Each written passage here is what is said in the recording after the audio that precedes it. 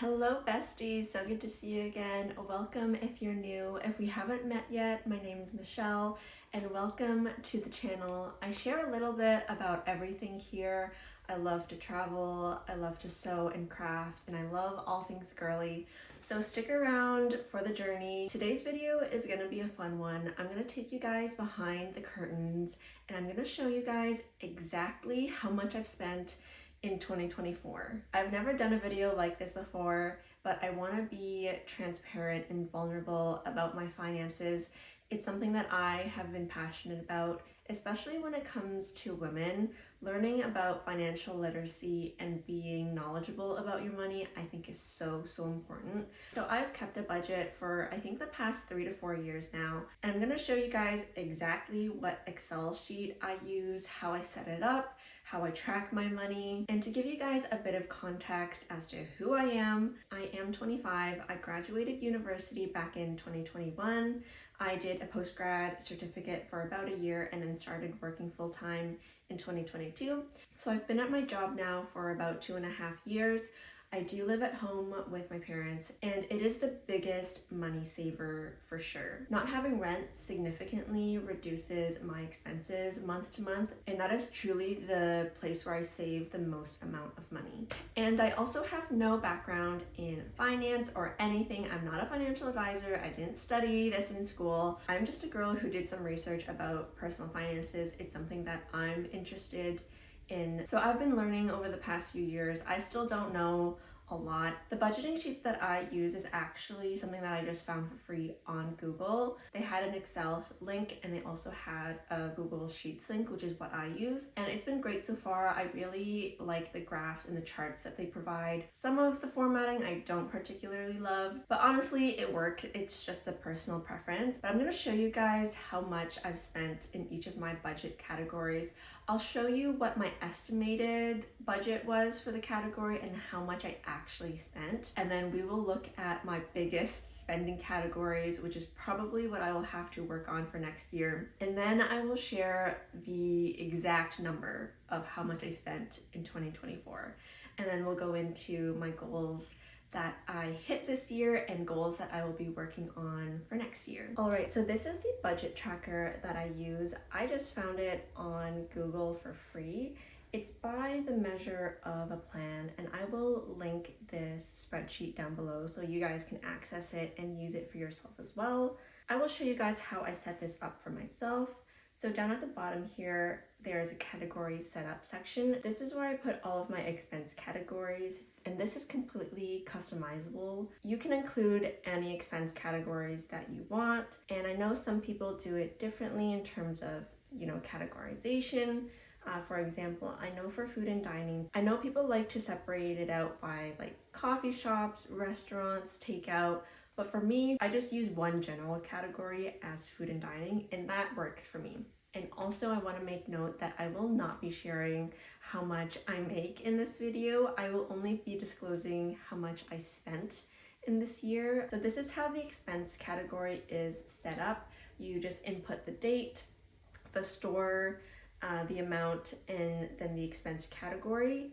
And you can also make note of, what exactly you purchased. But I don't think it really matters, honestly, what kind of budgeting tool you use. I know people love YNAB or, other expense trackers. There's a lot of Etsy sellers who have budgeting sheets and budgeting templates. I think ultimately the takeaway is to use something that works for you, regardless of what it is. It can be your notes app and you just write down what you spent.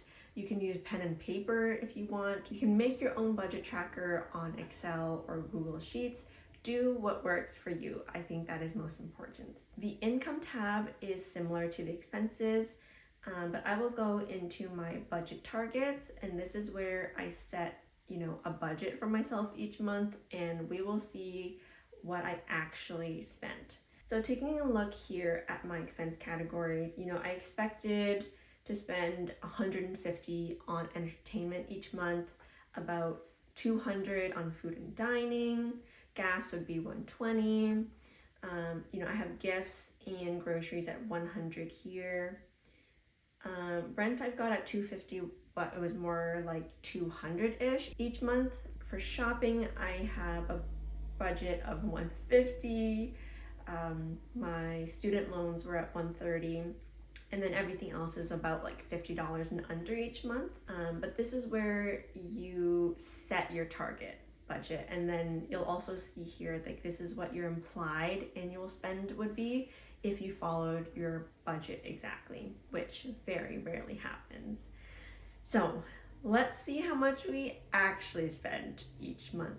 So if you go to the comparison to budget targets, you will see here your expenses by category and then the actual budget that you set for yourself. So I think we should just go line by line here.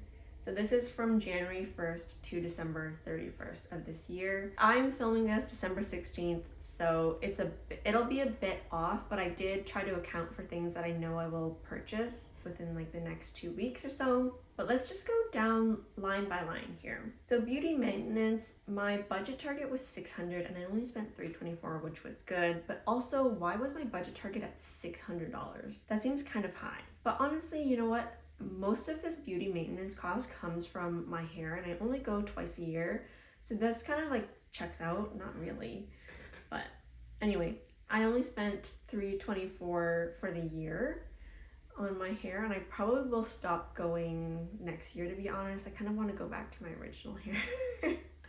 For car maintenance, I spent $500, and most of this expense came out from the very beginning of the year when our car needed new tires. So my family and I just split the expense. So my portion was $500, and that was the only car maintenance expense that I had for this year. Donation came in at $30 this year. Entertainment was at $1,673 with a budget target of $1,800. So I spent less than I expected, which is great. But that's also like a lot to think about. The next one though, food and dining, came in at $3,400, which is over $1,000 more than I had expected to spend. So this is definitely something that I am going to be working on for next year, because that is crazy. Gas came in at $14.85, which was about average to what I had projected. Gifts came in at $1,500 when I expected to spend $1,200. So it's a bit more than I had been thinking to spend, but that's okay. For gifts, if it's for family and friends, then I like to spend freely. I don't think this is a category I will try to lower for next year. I will just make note to budget more for it in 2025. Groceries came in at just over $1,000 this year. Health and medical at $69. Parking at $119, which is still like a bit high. I feel like I hate paying for parking, you guys. Like, I hate that. My phone plan was $429 for this year. Interestingly, I did not pay anything for public transportation, which is super interesting. I mean, it's good, but I guess I didn't fill up my Presto card at all this year. I never took any Ubers.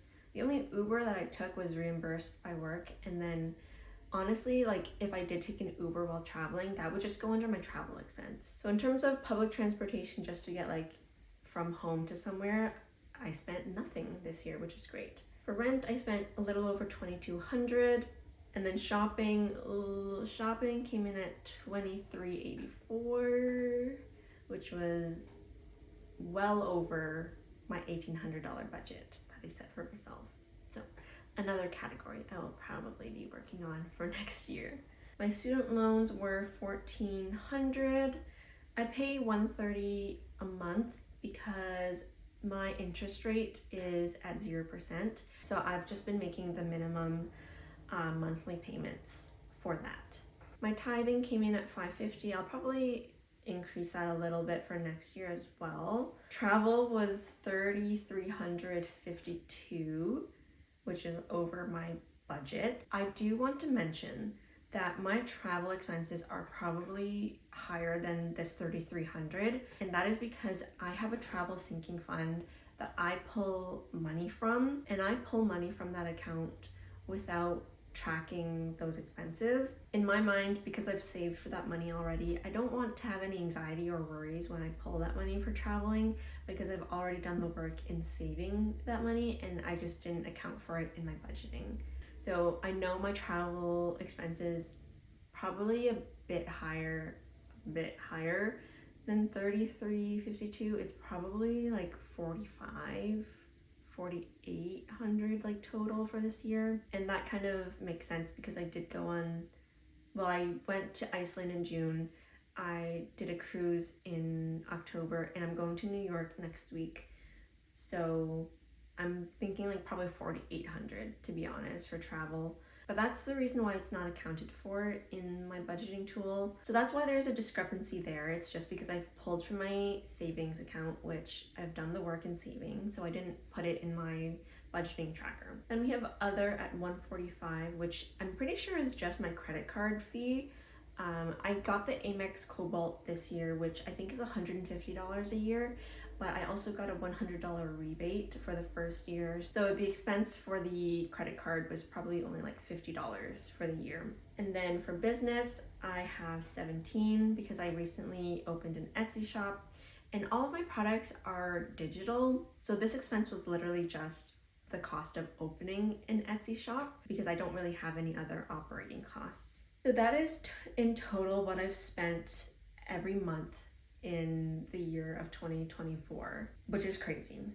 So here is the big number. So in 2024, I have spent a total $20,709, plus or minus like $1,500 more for travel. So honestly, it's bringing me up to like 22,200, let's say.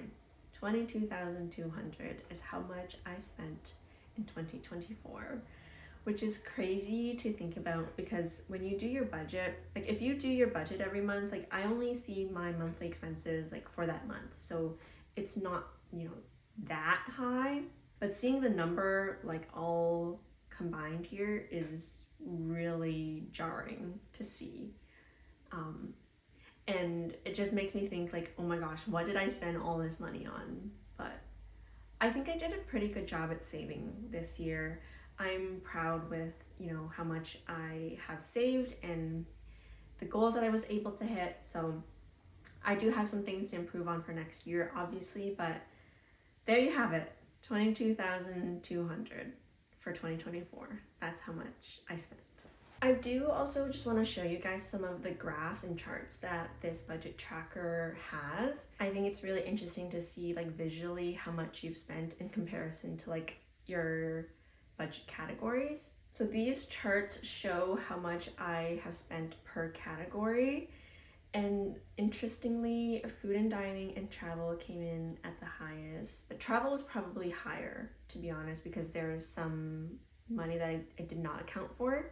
And these are both at around 16.5%. Then we have 11.5% at shopping, 11% rent, 8.1% for entertainment.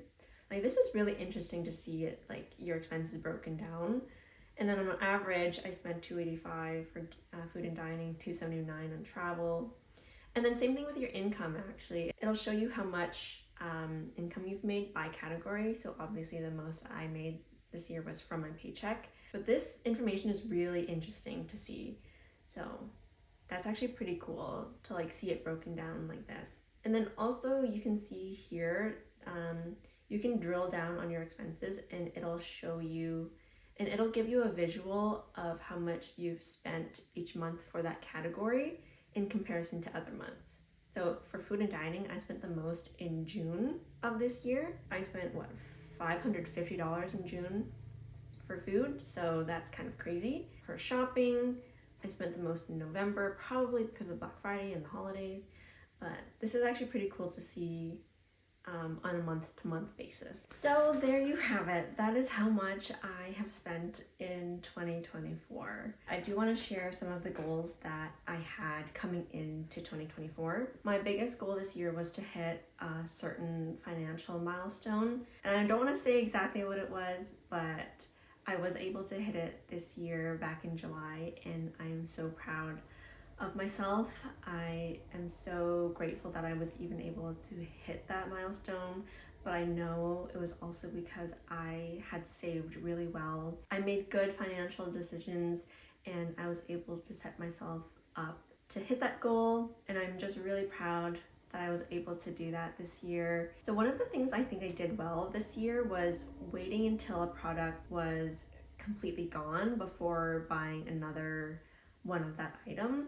I've actually been doing kind of Project Pan, so using up products before buying a new one, and I've been pretty good about this in terms of like skincare and makeup products. I really haven't bought too much this year, which is great, and I think I want to continue that going into 2025 for sure. And then I also think I did well at waiting, a certain amount of time before actually going out and buying something that I wanted. Really sitting with myself and asking, like, is this a good purchase for me? Like, is this functional for my life? Like, will I actually use it? That's been a really big thing for me.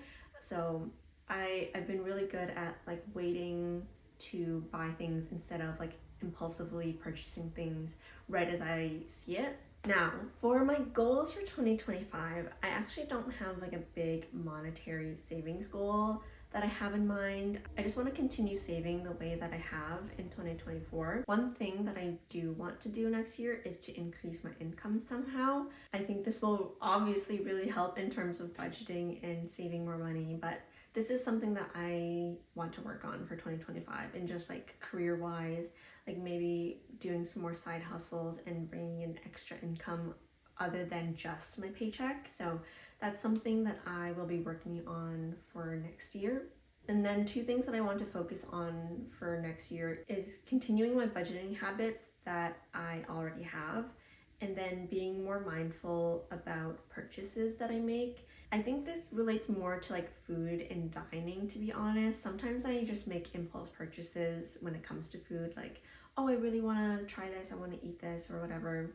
And maybe I can like take a step back and think like, oh, well, you actually had that like last week, and you don't need that again today. So I don't know, it's just small things like that, because in the moment you only think like, oh, it's only like $5 to $10, right? Those expenses do add up, and it might be things that you don't actually need. So yeah, just something to think about in terms of like, I think it really comes down to food, honestly. Like it's really easy for me to spend too much on food, so I want to be more mindful about that heading into the new year. But that is pretty much it for today's video, you guys. I've never done anything kind of like this before, and honestly, it was really good for me to see how much I have spent. I think I've set myself up on a good foundation so far, so I'm really proud of that. But I'm excited to see where 2025 heads, not even in terms of finances, but just, in terms of life and everything. So share with me a goal that you have for yourself in 2025, and also something that you are proud of that you have done in 2024. Don't forget, I have new videos every Thursday, so don't forget to hit subscribe and thumbs up this video if it was helpful for you. But thank you guys so much for watching, and I will see you next time.